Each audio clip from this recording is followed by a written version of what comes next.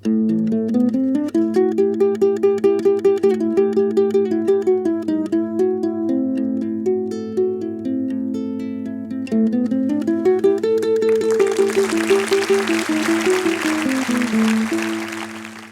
call me a success. I studied at Yale University. I worked for BASF, the largest chemical company in the world. But yet, you know what? I don't know Chopin. Actually, I don't know much about music. I grew up in this education system where it is always about studying, studying, and studying. It was about taking the exams for the O-levels, for the A-levels. I was really good at taking exams, really good at those. For me, success was but only a linear line of scores from 0 to 100. That was all that mattered to me, until a certain point in time.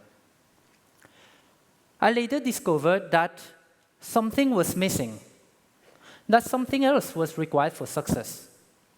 And I would like to share with you the following topics tonight. Firstly, it is all about sharing and teamwork. Secondly, it is about having that self-confidence. Thirdly, it is about asking that question, why? Developing that analytical mindset. And finally, it is about keeping that open mind and seeing our opportunities. In Mauritius, our education system does not really favor teamwork. No social skills, no communication skills. In primary school or secondary school, our classroom typically has 20 students, sometimes even up to 40 students. Everyone sitting at their own individual desk, all looking at that one single teacher who will keep on lecturing at a constant speed. Because of the large gap in learning speeds between the fast learners and the slow learners, the slow ones will inherently get lost gradually over time. However, they are sometimes just too timid to even stop the teacher and ask for clarifications. Sometimes it is sad, but some students are even punished for speaking with other students in class. Now, just imagine a second solution, and it's simple. Just imagine that those same 20 students will be divided into 5 teams of 4 students each. Now, that same single teacher will have the time to walk to each team, and instead of being a lecturer, he will just be here to guide, to let the group discuss and learn at their own pace. Sharing with each other will enhance also our self-esteem. Just imagine those same students, at the end of the year, they will get a team bonus for participation in team. Their scores will go up. They will be encouraged the next year to do better. Just multiply that by 13 years of our primary and secondary schooling, and potentially a few more years in university, and I'm sure that our young graduates will go into society and be able to face this corporate world, a world where teamwork is essential. Apart from the benefit of teamwork, this setup also helps improve our self-confidence. In a team, there would be a team leader, and he would have the chance to lead his team and develop his leadership skills. On top of that, each individual member, those 4 together, will have the chance to discuss more, to take those baby steps and step outside of their comfort zone. They will be forced to explain the concept to their surrounding members. Not only will this develop a very strong social bond, but it will force them actually to think deeper, to think bigger in life, to think about something that they initially thought is not possible. In Mauritius, I believe that we can empower our students by encouraging them to make mistakes and learn from those mistakes. It is very important not to be afraid to fail, We have always been told to succeed.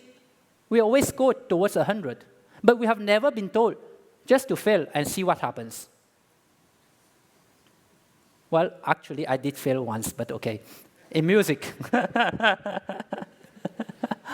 And it is very important to give them that room to develop themselves. Apart from working in a team, it is also very important for one to be able to think independently. We should always ask ourselves the question, why? If you observe, babies and young kids, they grow up and they ask their parents, why is this so, Dad? Why is that so, Mom? But now when I observe the secondary school students of Mauritius, I just notice that they take for granted whatever their teacher tells them. They never question anything. So somehow, somewhere, and sometime during their growth, they lost that intuition to ask the question, why? It is a pity. Without that self-confidence and having the ability to ask the question, why, many of our young employees, they do not dare to take initiatives when they join the corporate world. They are just concerned that they will get it wrong. Hey, but how about let's apply some common sense? Let's just approach it with a proactive step. Let's just do it first, and then we'll ask for permissions later on. That's my approach anyway, so.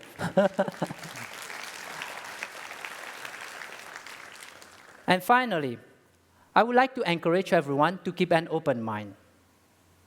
Having an open mind, it will let us see opportunities. And opportunities where maybe others will see a crisis, and even possibly difficulties and challenges.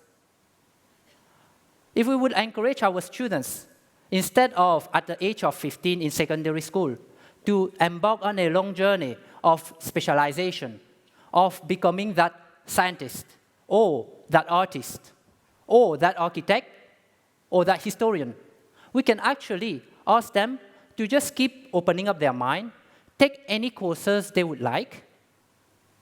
We can facilitate that by just adopting a similar system as to the United States, where, for instance, there are a lot of courses that can be taken without the fear of being graded. That's why I took my music course. I know that it wouldn't affect my grades. For this reason, I would encourage everyone to start encouraging the kids to ask the question why, to keep an open mind. We should also ask them to just share with their friends. Sharing is the best way to learn.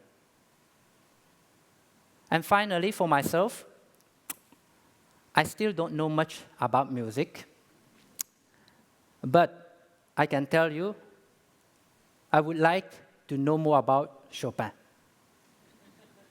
Thank you.